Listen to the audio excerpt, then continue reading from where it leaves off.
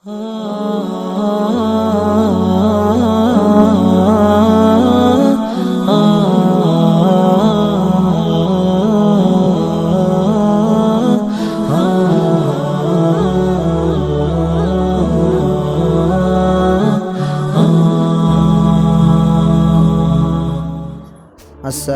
அலைக்கும் வரஹ்மத்துல்லாஹி வபரகாத்துஹு.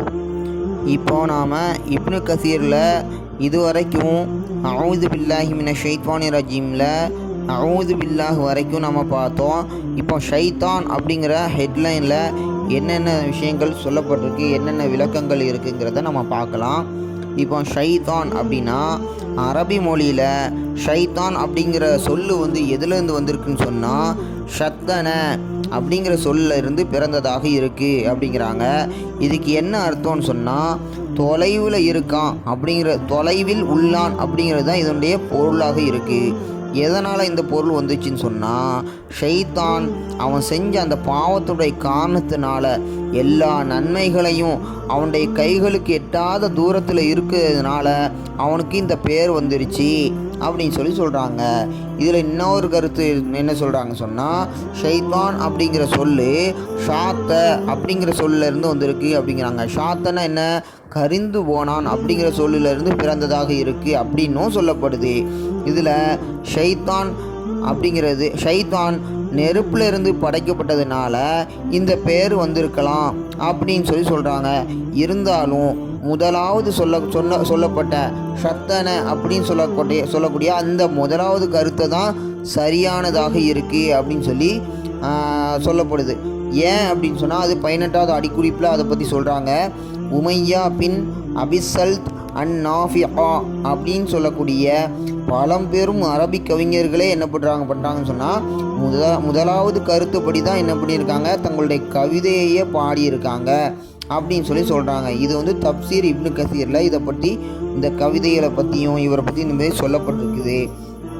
இப்போ அடுத்ததாக என்ன சொல்கிறாங்கன்னு சொன்னால் அரபி மொழி வல்லுனர் சீபவைகி அவர் ஒரு விஷயத்த சொல்கிறாங்க.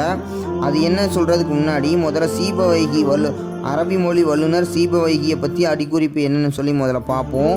அரபி மொழி இலக்கண மேதையாக விளங்கக்கூடிய சீபவைகியுடைய முழு பெயர் என்னன்னு சொன்னால் அபு பிஷ்ர் அம்ரு பின் உஸ்மான். இதுதான் அந்த மனிதருடைய பெயராக இருக்குது.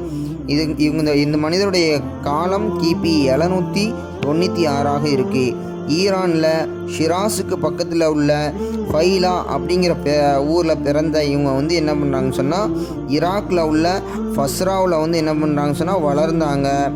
அரபி இலக்கணத்தில் அவர் எழுதின அந்த நூலனுடைய பெயர் அல் கிதாப் அப்படின்னு சொல்லப்படுது. இந்த அடிக்குறிப்பு இதெல்லாம் எதில் காணப்படுதுன்னு சொன்னால் அல் முஞ்சித் அப்படிங்கிற கிதாப் சொல்லப்பட்டிருக்குது. இப்போ அந்த அரபி மொழி வல்லுனர் சீபவைகி அவங்க என்ன சொல்கிறாங்கன்னு சொன்னால் ஒரு மனிதன் ஷைத்தானுடைய செயல்களில் ஒரு விஷயத்தை செஞ்சிட்டான்னு சொன்னால் அதை குறிக்கிறதுக்காக அரபுகள் என்ன பண்ணுவாங்கன்னு சொன்னால் ஷைத்தன ஃபுலானுன் அப்படின்னு தான் சொல்லுவாங்க, குறிப்பிடுவாங்க அப்படிங்கிறாங்க. இது ஷைத்தான் அப்படிங்கிற சொல்லு ஷாத்த அப்படிங்கிறதுலேருந்து வந்துருந்துச்சின்னு சொன்னால் ஷையத்த ஃபுலானுன் அப்படின்னு சொல்லியிருப்பாங்க.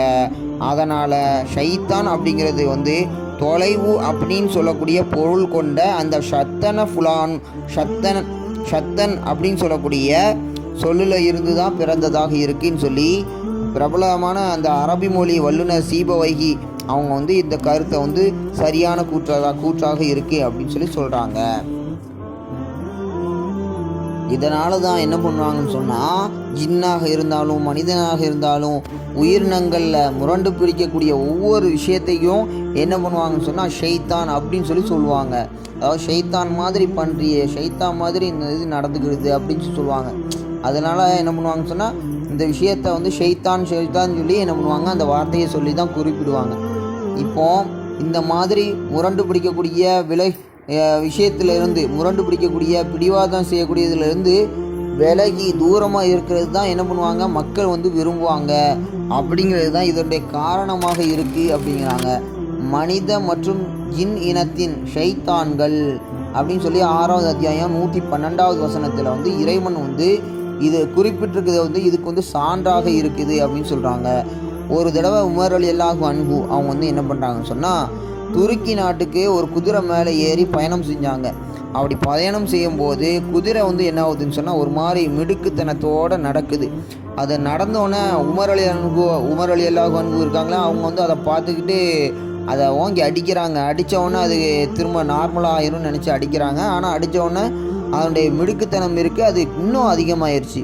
உடனே குதிரையில் இருந்து என்ன பண்ணுறாங்கன்னு சொன்னால் உமர் ரலியல்லாஹு அன்ஹு அவங்க வந்து என்ன பண்ணுறாங்க, உடனே இறங்கிடுறாங்க. இறங்கின உடனே என்ன சொல்கிறாங்கன்னு சொன்னால், என்னைய ஒரு ஷைத்தான் மேலே தான் என்ன பண்ணிட்டீங்க, உட்கார வச்சிட்டீங்க. என்னைய நானே மறக்கிற அளவுக்கு, அதாவது எனக்கே பெருமை ஏற்படுற நிலை ஏற்பட்டதுனால தான் என்ன பண்ணிட்டேன், நான் அந்த குதிரையை விட்டு இறங்கிட்டேன் அப்படின்னு சொல்கிறாங்க.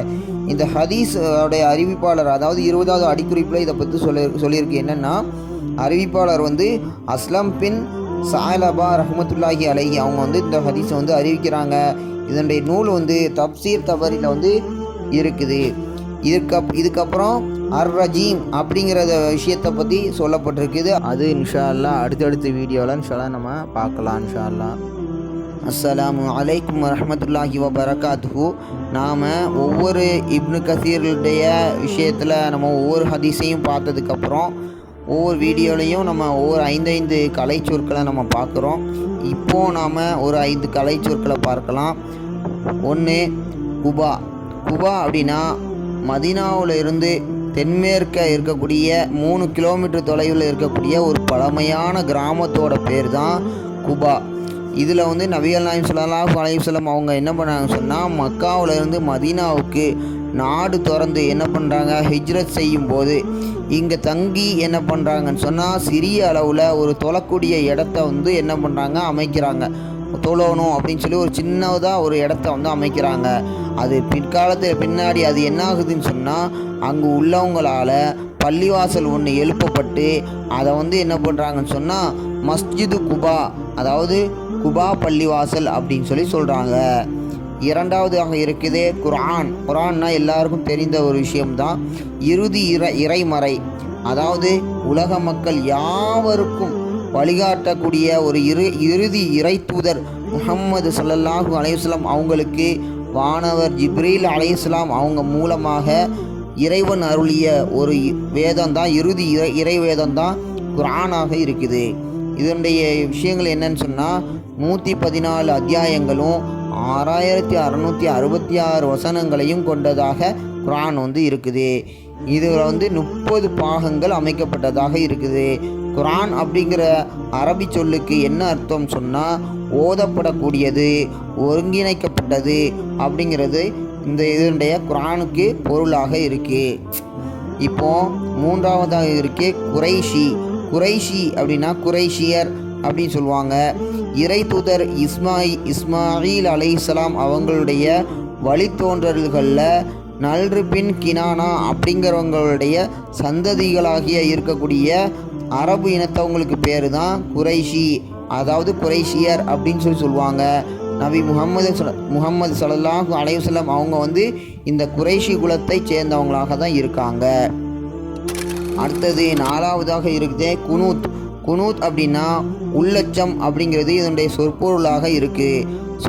சோதனை காலத்தில் என்ன பண்ணுவாங்க சொன்னால், தொழுகையில் ஓதப்படக்கூடிய ஒரு வகை சிறப்பு பிரார்த்தனைக்கு பேர் தான் குனூத்து அப்படின்னு சொல்லுவாங்க. சோதனை நேரங்களில் 5 நேர தொழுகைகள்லையும் என்ன பண்ணுவாங்கன்னு சொன்னால் குனூத் ஓதுறது வந்து நபி வழியாகவும் இருக்குது. அதுக்கடுத்ததாக இருக்குது 5வது கைபர். கைபர் அப்படின்னா மதீனாவில் இருந்து ஷாம், அதாவது சிரியா நாட்டுக்கு போகக்கூடிய வழியில் அமைந்திருக்கக்கூடிய ஒரு பெரிய நகரத்துக்கு பேர் கைபர். ஹிஜ்ரி 7வது வருஷம், ஹிஜ்ரி 7ஆம் ஆண்டில் கிபி 628, அதாவது இறை நம்பிக்கையாளர்களுக்கும் யூத இணை வைப்பாளர்களுக்கும் இடையில நடந்த சண்டையை வந்து என்ன பண்ணுவாங்கன்னு சொன்னால் கைபர் போர் அப்படின்னு சொல்லுவாங்க. இன்ஷா அல்லாஹ் நாம் அடுத்தடுத்த வீடியோவில் இனிமேல் அடுத்த விஷயங்கள் வேறு என்னென்ன விஷயங்கள் இருக்குதோ நம்ம அதை அடுத்தடுத்த வீடியோவில் இன்ஷா அல்லாஹ் நம்ம பார்க்கலாம். அஸ்ஸலாமு அலைக்கும் வரஹ்மத்துல்லாஹி வபரகாத்துஹு. லைக் பண்ணுங்கள், கமெண்ட் பண்ணுங்கள், ஷேர் பண்ணுங்கள், மறக்காமல் சப்ஸ்கிரைப் பண்ணுங்கள். பக்கத்தில் இருக்கிற பெல் ஐக்கானை ப்ரெஸ் பண்ணுங்கள். அப்போ தான் நான் அடுத்தடுத்து போடுற ஒவ்வொரு பயானும் உங்களுக்கு நோட்டிஃபிகேஷனாக வரும். அஸ்ஸலாமு அலைக்கும் வரஹ்மத்துல்லாஹி வபரகாத்துஹு.